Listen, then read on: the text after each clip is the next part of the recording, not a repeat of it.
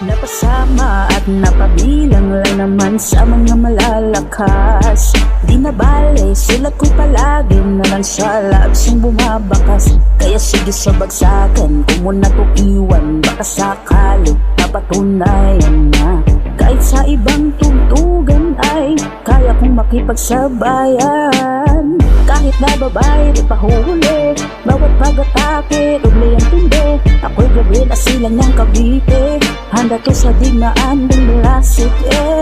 Panulat at kwaderno ko'y laging nakahanda, parang si Rizal, Italyado at may laga. Patuloy na sa pag-usap, pangarap o sukuan, makarating sa patutunguhan. Sa Iran, ang gamay muling nagbabalik tanaw upang punanayan na kami parang leyon sa pagbitaw ng mga bar na pamatay na kalasag namin. Kapag umintra ka sa amin, ay siguradong sa'yo ito rerekta. At natinggaman ako ng higit na 5 taon, ito pa rin kami ngayon, maladragon sa pagbaon ng tampalasan na kumpulan na parabang malaambon. Malakanyon pag umatake, wag magtanong kung ba't ganun. Isinilang na brutal sa pagsulat ng lirikal, pisikal na pagsakal, walang pagalto animal. Mabagal man sa pandinig, asahan mong di papalyato. Immortal sa pagyanig ang bawat aking kaalyado. Babalasa ko ang bala ko para masabing iba to. Rumagasa ang bara ko para sa'yo lang iba to. Pag-asa na makatapat kami, isang milagro, di mo to magagapi ako.